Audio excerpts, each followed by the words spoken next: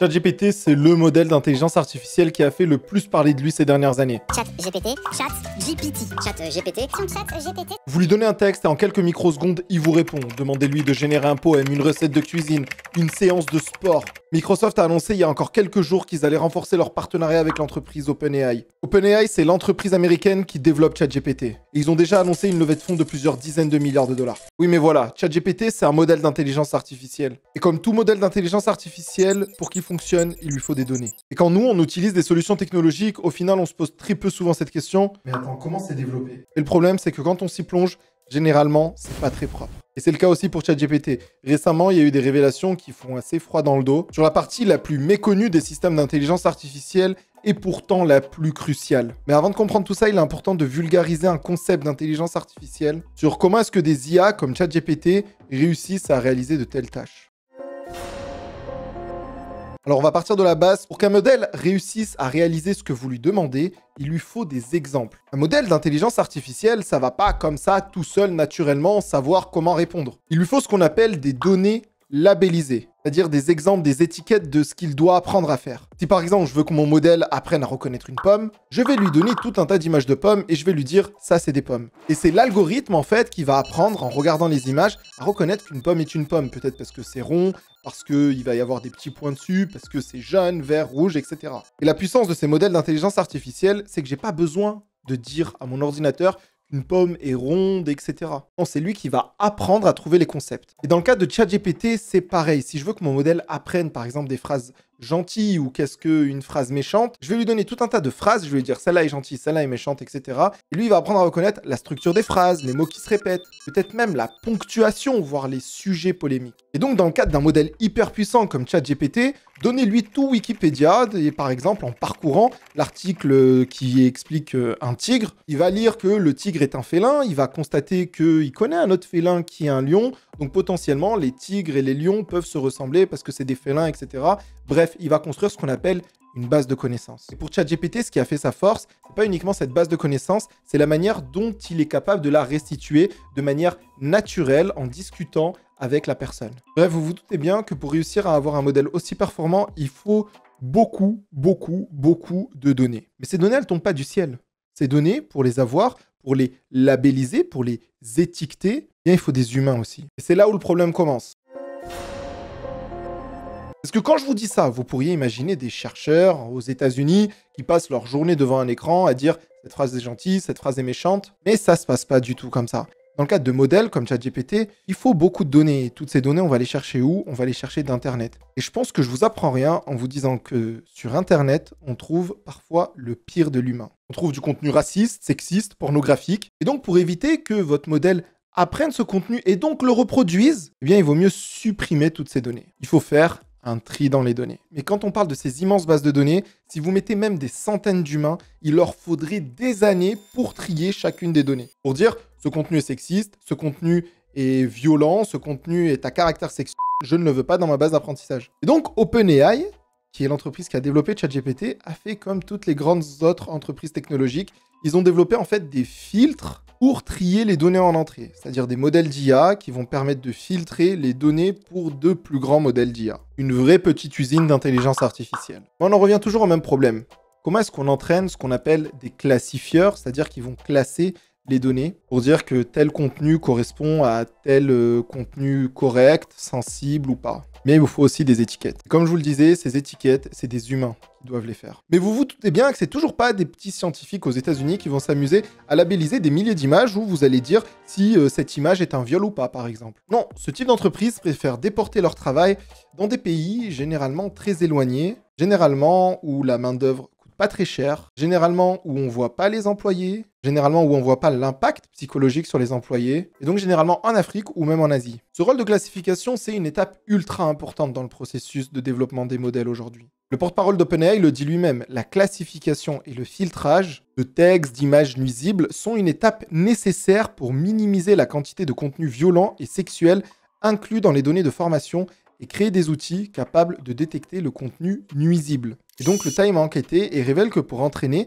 ChatGPT, OpenAI a fait appel à une entreprise qui s'appelle Sama, qui a des employés au Kenya payés moins de 2 $ la journée, précisément entre 1,32 $ et 2 $. Ces employés sont payés pour passer toute la journée devant un ordinateur pour trier des contenus violents, très violents. À titre d'exemple, au niveau du salaire, au même moment, à Nairobi, la capitale du Kenya, un réceptionniste était payé en moyenne 1,52 $ de l'heure. Donc vous êtes autant payé à regarder des images pornographiques ultra violentes qui peuvent impliquer des enfants qu'à répondre à des coups de téléphone. Le Time a aussi récolté des témoignages de personnes qui ont travaillé pour l'entreprise Sama. Un des employés dit lui-même que c'est de la torture. Il explique par exemple souffrir de visions récurrentes après avoir lu une description graphique d'un homme ayant des relations sexuelles avec un chien de enfant. Et c'est pas un cas isolé. Le Time indique que les employés devaient lire entre 150 et 200 textes par quart d'heure. C'est énorme. Et ils travaillaient 9 heures d'affilée non-stop. Donc entre 5400 et 7200 textes potentiellement très violents par jour. Sama, l'entreprise qui était chargée de trouver des personnes pour labelliser ces données, a signé 3 contrats d'une valeur totale de 200 000 € pour étiqueter ces données à l'étranger. OpenAI, eux, s'étaient engagés à un taux d'horaire de 12,50 $. Et pourtant, même pas 2 $ allaient dans la poche des travailleurs. Alors ça m'a indiqué que l'argent allait dans des frais d'infrastructure, etc. Bref, les frais de dossier, tu connais. Et on va être davantage précis, parce que le Time, dans leur enquête, l'ont été. En février 2022, Sama a livré 1400 images étiquetées, labellisées à OpenAI. Parmi elles, il y avait des images C4. Alors c'est pas l'explosif, même si ça pourrait. C'est le code pour parler d'abus sur enfants. À l'intérieur, il y avait aussi des images C3, un code de classification qui symbolise des images qui faisaient affaire à des viols, de l'esclavage sexuel, ou même des images V3 où on voyait des blessures graves, etc. Et pour 1400 images ultra violentes comme ça, alors bien sûr il y en avait d'autres, mais OpenAI a payé 787 $. Vous imaginez, des humains ont dû voir 1400 images potentiellement ultra violentes pour le prix de ça.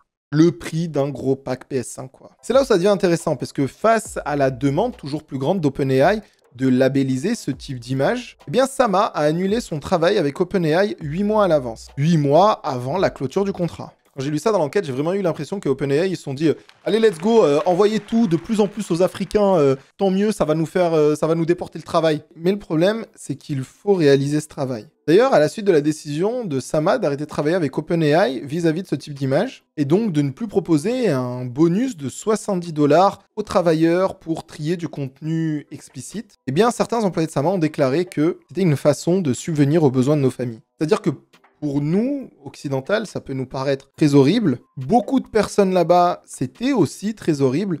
Mais il ne faut pas oublier qu'il y a une partie à qui ce travail, ça convenait. Donc en fait, il y a toutes les parties qui sont représentées dans cette histoire. Franchement, je suis un peu perdu. Parce que moi, je trouve ça hyper horrible. Arrivé à un moment où, pour avoir une solution d'IA, on va ruiner la vie, la psychologie de certaines personnes. Et d'ailleurs, est-ce que Sama a vraiment arrêté ses contrats parce qu'ils se sont trouvés une conscience? C'est pas si sûr, parce qu'au moment de cette annulation, en février 2022, Sama venait d'être pris dans une tempête médiatique, notamment avec Facebook, où il y a eu à peu près la même news qui est sortie, où ils avaient montré que Sama avait engagé des personnes en Afrique pour modérer du contenu de Facebook, pour pareil aussi 1,50 $ par jour. On pouvait y retrouver par exemple des images de maltraitance d'enfants. Donc peut-être qu'ils ont voulu anticiper un deuxième scandale, quoi. Et cette partie de labellisation des données d'intelligence artificielle, elle est ultra importante pour les modèles aujourd'hui. C'est-à-dire que pour entraîner des modèles d'IA, eh bien, il va falloir avoir de plus en plus de données.